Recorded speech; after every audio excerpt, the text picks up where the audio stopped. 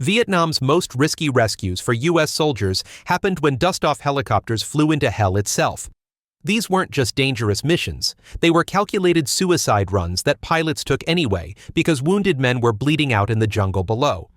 The official military history talks about medical evacuation procedures and casualty transport protocols. What actually happened was far different.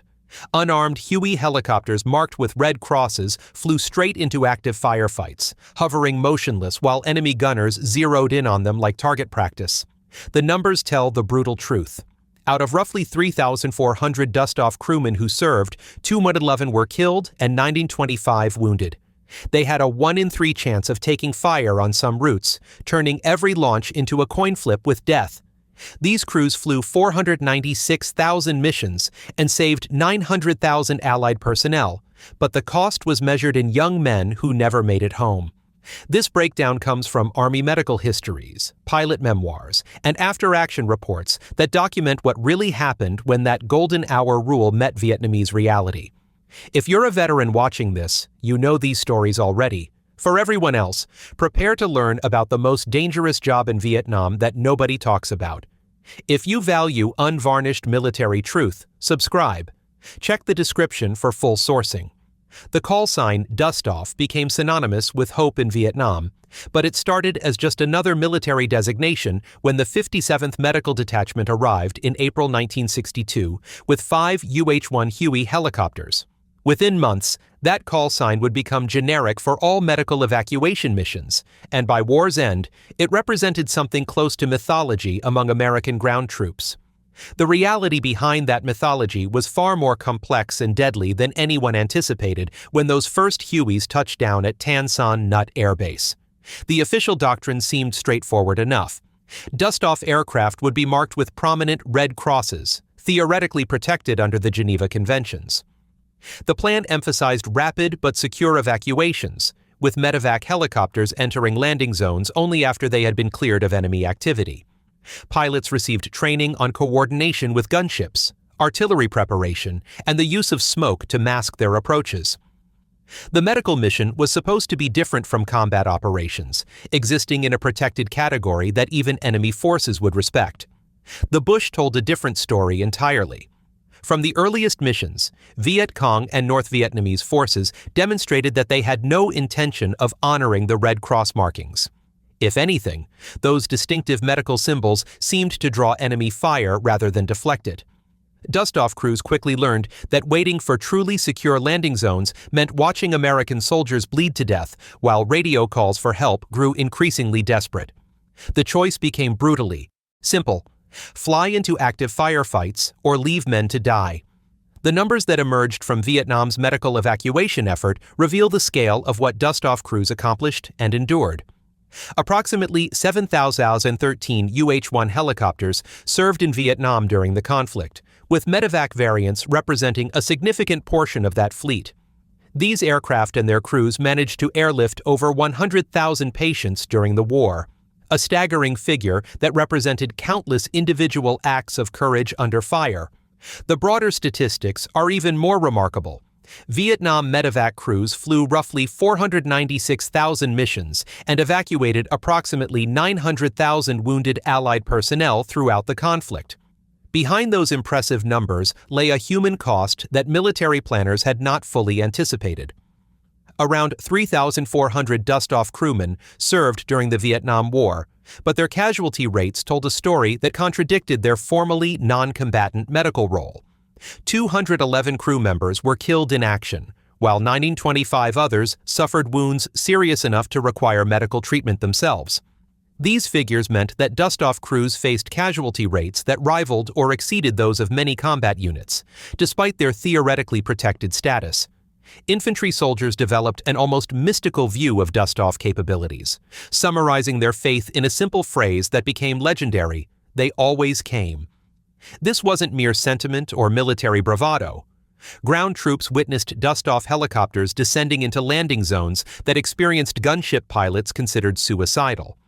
They watched these unarmed medical aircraft hover in active firefights, rotors turning lazily while medics loaded wounded men and enemy tracers climbed through the air around them. The sight of a red-crossed Huey materializing through smoke and gunfire became one of the most powerful symbols of American commitment to leaving no man behind. The crews themselves held no illusions about the odds they faced on each mission. Pilot accounts from the period describe routes where they calculated a 1 in 3 chance of taking enemy fire, turning every launch into what they grimly called a coin toss. These weren't wild estimates made in the heat of battle, but careful assessments based on accumulated experience flying the same routes repeatedly. Dustoff pilots learned to recognize the terrain features, weather conditions, and tactical situations that increased their vulnerability. Yet they continued flying into those same deadly patterns because wounded men depended on their arrival.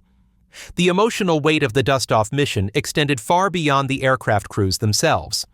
Infantry units that called for medical evacuation lived with the knowledge that their request might result in the deaths of the pilots and medics who answered. This created a complex burden of gratitude and guilt that many ground troops carried for decades after the war ended. They remembered specific faces, specific aircraft, and specific moments when a Huey crew risked everything to give wounded Americans a chance at survival during the critical golden hour. The golden hour concept itself became both a driving force and a source of tremendous pressure for Dustoff operations. Military medical doctrine recognized that critically wounded casualties had the best chance of survival if they could reach surgical intervention within roughly 60 minutes of being injured. This wasn't just military theory, but medical fact, supported by trauma research that showed survival rates dropping sharply after that crucial window closed.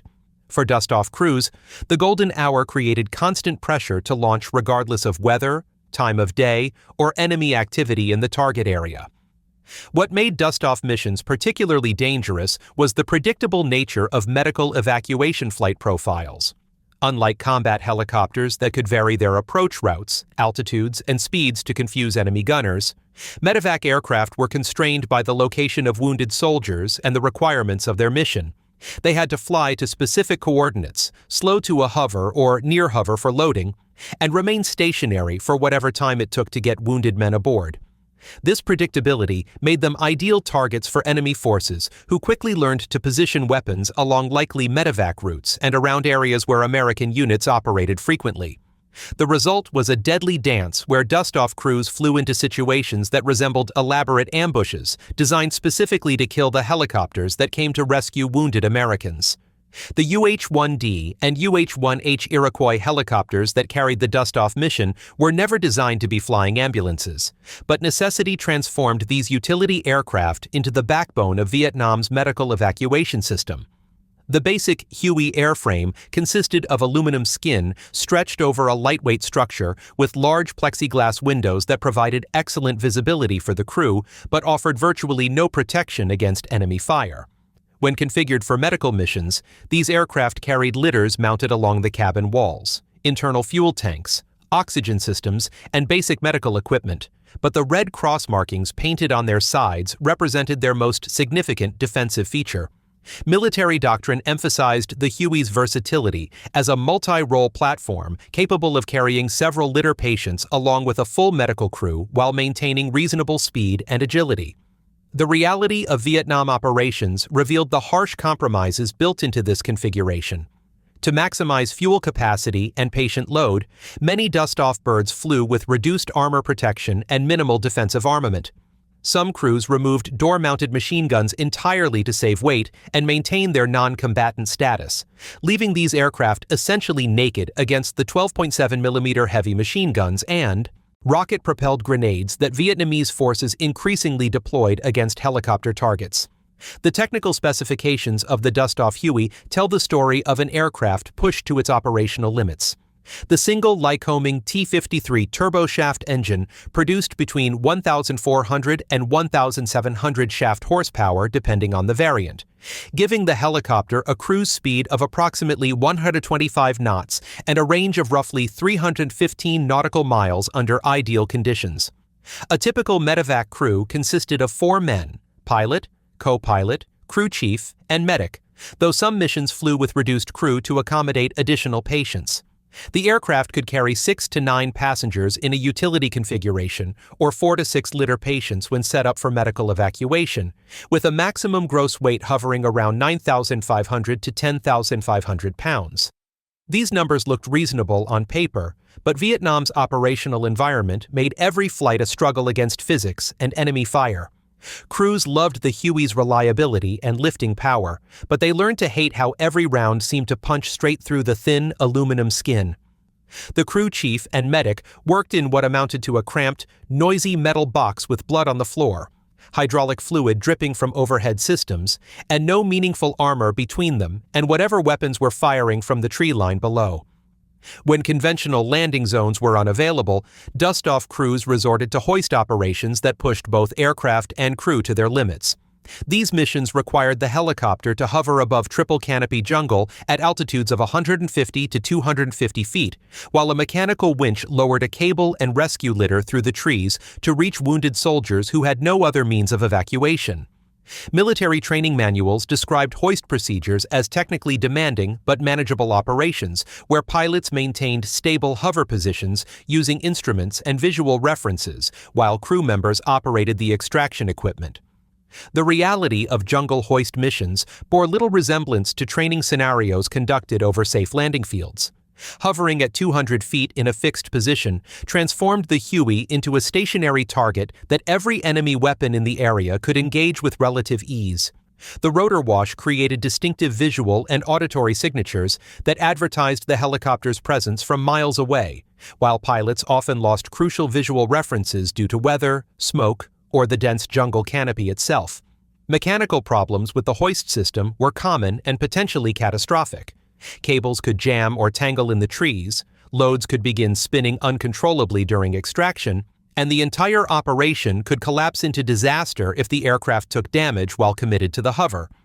The typical hoist cable extended 200 to 250 feet and could lift several hundred pounds, enough capacity to extract a wounded soldier on a litter along with his equipment.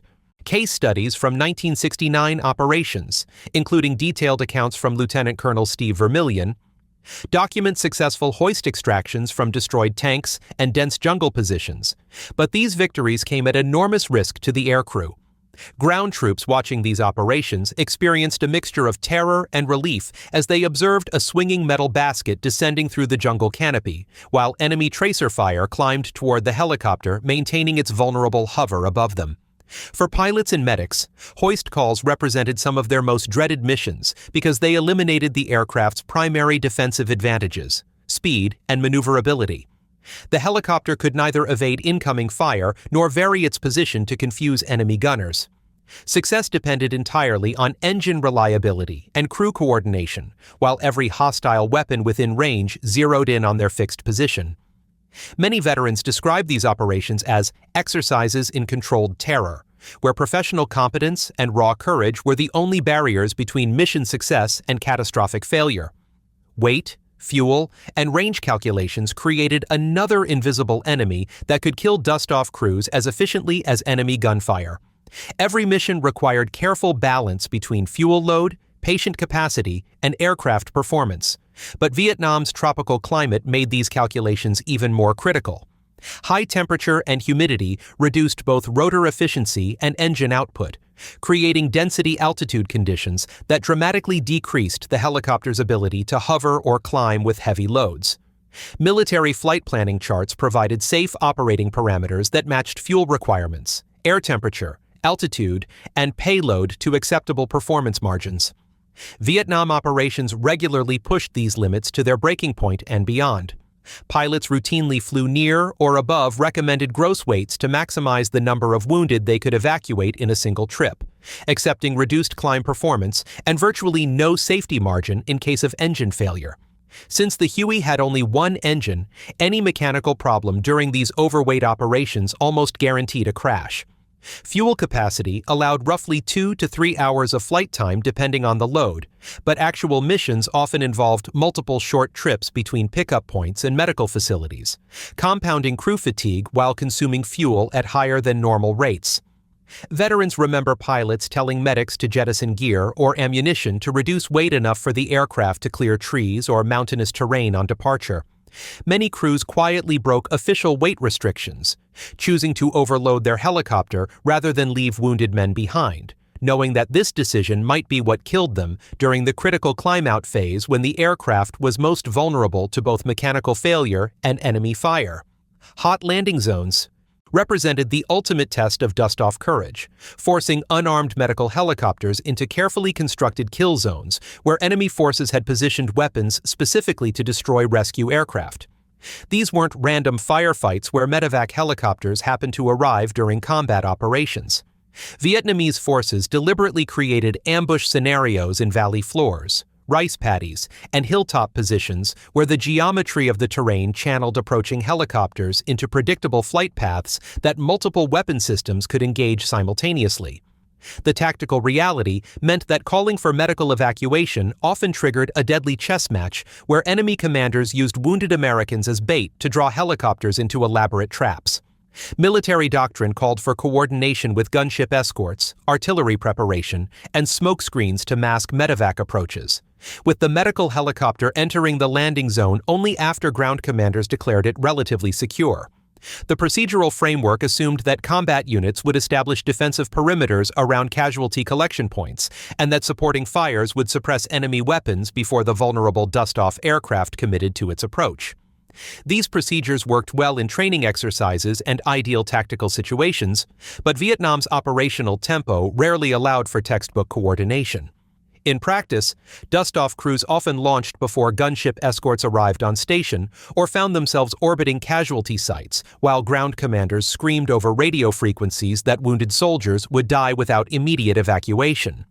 The pressure to respond quickly frequently meant that medical helicopters entered landing zones without adequate fire suppression or protective escorts. Some crews deliberately chose to fly without gunship support to avoid delays that might cost lives, accepting the increased risk to themselves in exchange for faster response times that could mean the difference between life and death for casualties on the ground. Operation Lam Son 719 in Laos provided a devastating case study in the costs of hot landing zone operations. During this 67-day operation in early 1971, medical evacuation units flew repeated missions through concentrated anti-aircraft fire and small arms attacks to evacuate 6,632 wounded personnel. The price paid by Dustoff crews was staggering. 10 medevac helicopters destroyed completely and 6 crewmen killed, with 14 others wounded seriously enough to require medical treatment themselves. These numbers represented just the documented losses from a single operation, illustrating the intensity of fire that Dustoff crews routinely encountered when flying into contested areas. The flight profile required for medical evacuation made these aircraft particularly vulnerable to ground fire. Approaching landing zones required pilots to slow from cruise speeds of 120 knots to final approach speeds of 60 to 80 knots, then execute a flare maneuver that brought the helicopter to a near hover over the pickup point. This predictable sequence created a slow-moving, low-altitude target that enemy gunners could track and engage with relative ease. Unlike combat aircraft that could vary their approach routes and use evasive maneuvers, Dustoff helicopters were constrained by the precise location of wounded personnel and the requirement to provide a stable platform for loading casualties. Ground troops who witnessed these operations developed profound respect for pilots who never refused dangerous missions. Infantry veterans consistently described Dustoff as the only aircraft type that never said no to a pickup request, regardless of the tactical situation in the landing zone. They remember watching pilots fly through what appeared to be solid curtains of tracer fire, maintaining steady approaches while rounds sparked off their aircraft and enemy muzzle flashes lit up the surrounding tree lines. These memories burned deep because ground soldiers understood that the helicopter crews were risking everything for men they had never met and would likely never see again. The psychological pressure on Dustoff crews created a reputation that became both a source of pride and a burden. Many pilots admitted privately that they couldn't live with themselves if they refused a mission when someone was bleeding to death on the ground. This emotional commitment often overrode tactical judgment and official risk assessments, leading to missions that other aviation units would have considered suicidal. The phrase, "sucker for a hot LZ," became a badge of honor among medical evacuation crews, but it also reflected the reality that their willingness to accept extreme risk made them legendary among ground forces and marked them for death among enemy commanders. Night operations and adverse weather conditions multiplied the dangers already inherent in medical evacuation missions. Vietnam's monsoon seasons brought low cloud ceilings and heavy rainfall that reduced visibility to near zero, while mountainous terrain in I Corps and the Central Highlands created additional hazards for aircraft operating below normal safety altitudes. Military flight regulations called for visual flight rules when possible and cautious instrument procedures during periods of reduced visibility. But wounded soldiers didn't stop bleeding when the weather turned bad. Pilots found themselves flying below recommended minimum altitudes to stay under cloud decks or using nap-of-the-earth techniques during night missions to avoid detection by enemy gunners. These low-level flight profiles increased the risk of controlled flight into terrain, spatial disorientation, and mechanical failures that would be survivable at higher altitudes. Accident investigation reports from the Vietnam era show significant numbers of non-combat helicopter losses attributed to weather and nighttime operations, revealing that environmental conditions killed almost as many aircrew as enemy action. Ground troops remember hearing rotor blades thumping out of darkness or driving rain as the best sound in the world, but the pilots flying those missions describe white-knuckle experiences of blind flying through mountain valleys with ridgelines on either side. Many veterans compare these flights to a bad instrument trainer in a war zone, where one wrong movement of the flight controls could result in flying directly into a mountainside. The combination of poor visibility, difficult terrain, and enemy fire created conditions where even experienced pilots operated at the absolute limits of their skills and aircraft capabilities. Hidden threats proved equally deadly but far less dramatic than the spectacular rocket and machine gun attacks that dominated combat narratives. Single rounds from AK-47 rifles fired from concealed positions in tree lines could sever critical control cables, puncture fuel cells, or incapacitate crew members, leading to catastrophic failures that appeared almost random to observers. Heavy machine guns positioned along known helicopter routes waited for the distinctive sound of approaching rotors, then engaged aircraft at maximum effective range with sustained fire that eventually found vital components. Even stray rounds from ongoing firefights posed significant dangers to helicopters operating in contested areas.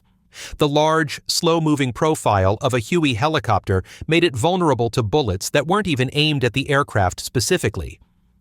Crew members frequently discovered evidence of near misses only after landing, finding bullet holes in seat frames, nicked hydraulic lines, or rounds embedded in non-critical components. These discoveries served as sobering reminders of how close they had come to disaster during what seemed like routine missions. The policy of flying medical evacuation helicopters with minimal armament and prominent Red Cross markings represented one of the most dangerous miscalculations of the Vietnam War. Military planners assumed that international law would provide meaningful protection for clearly marked medical aircraft, but this assumption proved catastrophically wrong when confronted with an enemy that viewed American medevac helicopters as high-value targets rather than protected non-combatants.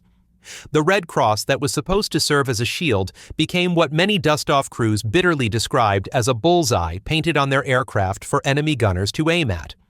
International humanitarian law, codified in the Geneva Conventions, explicitly protected medical personnel and equipment from deliberate attack during armed conflicts. American military doctrine built medical evacuation procedures around this legal framework, emphasizing that unarmed aircraft displaying medical symbols should be respected by all combatants. The theory assumed that even enemy forces would recognize their own eventual need for medical care and therefore avoid targeting the medical infrastructure that might someday treat their own wounded personnel. Vietnamese Communist forces demonstrated from the earliest stages of American involvement that they had no intention of honoring these legal protections. Viet Cong and North Vietnamese Army commanders specifically targeted medical helicopters because they understood the psychological and tactical value of disrupting American casualty evacuation capabilities. Intelligence reports documented instances where enemy units positioned weapons along known medevac routes and waited specifically for the distinctive sound of approaching Dustoff helicopters. Some attacks appeared to be carefully planned operations designed to shoot down medical aircraft as they departed landing zones with wounded personnel aboard. The statistical reality contradicted every assumption about medical aircraft protection. Documented reports show that Dustoff crews faced approximately a 1 in 3 chance of receiving enemy fire during missions flown over contested territory, despite their clearly marked medical status and unarmed configuration. This figure represented not occasional harassment, but sustained, deliberate targeting that made medical evacuation one of the most dangerous aviation missions in Vietnam. The Red Cross markings that were supposed to provide legal protection became tactical liabilities that helped enemy gunners identify valuable targets. Many Dustoff crews responded to this reality by quietly mounting door guns when available or requesting gunship escorts whenever possible, revealing the enormous gap between legal theory and battlefield survival. These modifications technically violated the non-combatant status that provided their theoretical protection under international law, but crews faced a simple choice between legal compliance and staying alive long enough to save wounded soldiers. Some units developed unofficial policies of removing medical markings during especially dangerous missions, though this practice remained controversial among commanders who worried about the legal and tactical implications. The medical equipment carried aboard Dustoff helicopters reflected the technological limitations of 1960s battlefield medicine and the physical constraints of helicopter operations. Flight medics worked with basic trauma supplies, intravenous fluids, plasma expanders, field dressings, airway management tools, and oxygen systems, but they lacked the surgical capability needed to perform definitive treatment of serious wounds. Their mission focused on stabilizing patients during transport and delivering them quickly to mobile Army surgical hospitals or other facilities equipped for complex trauma surgery. The reality of providing medical care inside a vibrating, noisy helicopter while under fire created challenges that no training program could fully prepare medics to handle. Flight times between pickup points and medical facilities often stretched longer than planned due to weather, enemy activity, or mechanical problems, forcing medics to perform advanced interventions under the worst possible conditions. They worked in cramped quarters with poor lighting, trying to maintain intravenous lines and manage airways while the aircraft maneuvered to avoid ground fire. Blood, sweat, and rotor noise made communication difficult, and medics sometimes found themselves treating multiple critically wounded patients simultaneously with only their hands and basic supplies. Despite these limitations, the combination of rapid helicopter evacuation and forward surgical capability achieved remarkable results compared to previous conflicts. Statistical analyses from Vietnam show dramatically improved survival rates for wounded personnel who reached medical treatment, with mortality rates dropping significantly compared to World War II and Korean War figures. The key factor was speed, getting critically wounded soldiers from the point of injury to surgical intervention within the golden hour time frame that maximized their chances of survival. This success came at enormous cost to the aircrews who made rapid evacuation possible. Medical personnel worked constantly under the pressure of knowing that every minute of delay could mean the difference between life and death for their patients. But the urgency that saved lives also drove crews to accept risks that other aviation units would have considered unacceptable.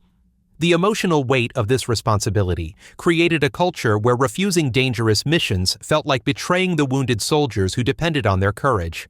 Command decisions about medical evacuation missions created some of the most bitter controversies of the Vietnam War. Official procedures required approval through proper channels and risk assessments that balanced medical necessity against aircraft availability and crew safety. These bureaucratic requirements made sense from a resource management perspective, but they often conflicted with the immediate needs of ground units calling for help. Wounded soldiers continued bleeding while requests moved through command structures, creating pressure on both ground commanders and aircrew to circumvent official procedures. Some Dustoff crews resolved this conflict by launching unauthorized missions when they believed lives were at stake, accepting potential disciplinary action rather than abandoning wounded personnel. These acts of insubordination were technically violations of military order and discipline, but they reflected the deeper moral conflict between institutional caution and individual responsibility that defined much of the Vietnam experience. Ground troops who witnessed these unauthorized rescues developed profound loyalty to specific aircrew, while commanders struggled to balance their duty to preserve aircraft and personnel against their obligation to support combat operations. The tension between official policy and battlefield reality extended to risk assessment procedures that often seemed disconnected from ground truth. Aviation commanders who had never flown medical missions in combat made decisions about acceptable risk levels based on briefings and statistics rather than direct experience. Medical officers who understood the clinical urgency of evacuation sometimes lacked the aviation expertise to evaluate flight safety factors. This disconnect created situations where missions were denied based on theoretical risk assessments, while wounded soldiers died from delays that experienced Dustoff crews considered unnecessary. Congressional recognition of Vietnam. Dustoff crews through the award of the Congressional Gold Medal decades after the war represented both vindication and acknowledgement of how inadequately their service had been understood during the conflict itself. The formal recognition came only after sustained advocacy by veterans organizations and detailed historical research that documented the extraordinary courage and sacrifice of medical evacuation personnel. This belated honor highlighted how official military histories had failed to capture the true cost and significance of the Dustoff mission during America's longest and most controversial war. The psychological terror of maintaining a stationary hover while enemy gunfire climbed steadily toward the aircraft represented the purest form of courage that Vietnam demanded from Dustoff crews. Unlike other aviation missions that allowed pilots to use speed, altitude, and evasive maneuvers to reduce their vulnerability, medical evacuation required helicopters to remain motionless in the most dangerous phase of flight while wounded soldiers were loaded aboard. Every second spent in the hover felt like an eternity to crew members who watched tracer rounds walk up their tail boom, listened for the distinctive slap of bullets penetrating aluminum skin, and waited for the sudden loss of engine power that would signal their transformation from rescuers to casualties. Military flight training prepared pilots for hovering as a technical maneuver involving precise control inputs and constant attention to power management. But no peacetime exercise could replicate the psychological strain of holding position while multiple weapon systems engaged the aircraft. The sound of incoming rounds created a distinctive percussion that crew members learned to interpret with deadly accuracy. The sharp crack of rifle bullets passing close to the aircraft differed markedly from the heavier thump of machine gun rounds striking the fuselage, while the whistle of rocket-propelled grenades provided a few seconds of warning before impact or near miss. Hoist operations over dense jungle canopy amplified these psychological pressures by eliminating any possibility of rapid escape. When extracting wounded soldiers from positions where no landing zone existed, Dustoff helicopters had to maintain precise hover positions at altitudes of 200 feet or more, while mechanical winches lowered rescue equipment through the trees. These missions required absolute commitment from the entire crew because any attempt to break off the hover before the extraction was complete would likely result in losing both the hoist load and any wounded personnel still on the ground. Army medical histories document specific instances of pilots maintaining hover positions for extended periods while taking sustained enemy fire during hoist operations in locations like the A Shau Valley and the mountainous border regions with Laos. Lieutenant Colonel Steve Vermillion's detailed accounts describe missions where crews remained on station for 20 or 30 minutes while enemy forces concentrated fire on their aircraft from multiple positions. The psychological impact of these experiences created lasting trauma that many veterans found more difficult to process than the immediate physical dangers they had survived. Crash scenarios haunted Dustoff crews because their mission profile eliminated most of the safety margins that protected other helicopter operations. When enemy fire disabled aircraft during the vulnerable approach and hover phases of medical evacuation missions, pilots rarely had sufficient altitude or airspeed to execute the auto-rotation procedures that might allow survivable forced landings. Real-world shoot-downs typically occurred at low altitude and slow speed, creating conditions where textbook emergency procedures became irrelevant and survival depended more on luck than skill or training. The nightmare outcomes that crews feared most involved fuel fires, rotor system failures, and catastrophic breakup during impact with jungle canopy or mountainous terrain. Helicopter fuel systems were particularly vulnerable to tracer rounds and incendiary ammunition, and fires that started during flight usually proved unsurvivable because crew members had insufficient time to execute emergency egress procedures. Rotor separations caused by enemy fire or structural damage created virtually impossible flight conditions that no amount of pilot skill could overcome. Statistical analysis of helicopter losses in Vietnam reveals the harsh reality that medical evacuation aircraft suffered disproportionately high rates of non-survivable crashes compared to other helicopter missions. The combination of low-altitude operations, slow flight speeds, and extended time spent in hover created conditions where mechanical failures or combat damage rarely allowed enough time or altitude for pilots to attempt emergency landings. Many Dustoff crews privately acknowledged that their survival depended more on enemy marksmanship failures than their own defensive actions. Ground troops who witnessed medical helicopters being shot down during evacuation attempts carried psychological scars that proved as lasting as their physical wounds. Veterans describe watching Dustoff aircraft take hits just yards from pickup points, then nose over and crash with wounded friends already loaded aboard. These incidents created complex layers of survivor guilt because the ground troops understood that their calls for help had directly resulted in the deaths of aircrew members who had risked everything to reach them. The moral injury suffered by Dustoff personnel extended far beyond the immediate trauma of combat operations. Pilots, medics, and crew chiefs found themselves haunted by specific missions, where they arrived too late to save critically wounded soldiers, were forced to leave men behind due to aircraft weight limitations, or received orders to stand down when weather or tactical conditions were deemed too dangerous for evacuation attempts. The cumulative psychological impact of making life-and-death decisions under extreme pressure created emotional wounds that many veterans found impossible to heal. Interview material from oral history projects reveals the depth of guilt and second-guessing that continued to plague Dustoff veterans decades after the war ended. Pilots described recurring nightmares about specific faces, radio call signs, and last words from soldiers they couldn't save. Medics carried detailed memories of working frantically on patients during transport, knowing that their limited equipment and training might not be sufficient to keep critically wounded men alive until they reached surgical facilities. Crew chiefs remembered the weight of bodies being loaded into their aircraft and the feeling of responsibility for getting everyone home safely. The scale of psychological exposure experienced by medical evacuation personnel exceeded that of most other military occupational specialties because individual crew members participated in hundreds of missions involving critically wounded and dying soldiers. A single Dustoff pilot might see more battlefield trauma in 1 year than many emergency room physicians encounter during entire careers. The emotional impact of this exposure was compounded by the personal nature of medical missions, where aircrew members frequently became the last human contact for soldiers who died during transport or shortly after reaching medical facilities. Many Dustoff veterans struggled with the disconnect between their own perceptions of their service and the recognition they received from military institutions and the general public.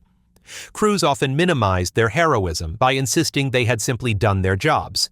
But this modest self-assessment masked deep uncertainty about whether they had done enough to justify the trust placed in them by wounded soldiers and their families. The persistent question of whether different decisions might have saved additional lives became a source of ongoing psychological torment for many veterans. Ground troops and later generations of military personnel provided the push for formal recognition that eventually resulted in the Congressional Gold Medal being awarded to Vietnam Dustoff crews. This recognition represented more than ceremonial acknowledgement of past service. It validated the sacrifices made by medical evacuation personnel and officially recorded their story as part of American military history. For many survivors, the formal recognition helped resolve some of the psychological conflicts they had carried for decades about the value and meaning of their service. The long-term psychological impact of Dustoff operations reveals the hidden costs of the Vietnam War that extended far beyond the immediate casualties recorded in official statistics. The men who survived these missions carried invisible wounds that affected their families, their careers, and their ability to find meaning in civilian life after military service. Understanding their psychological burden provides essential context for evaluating the true cost of America's longest and most controversial war, while honoring the courage of those who chose to risk everything for strangers who needed help in the worst moments of their lives.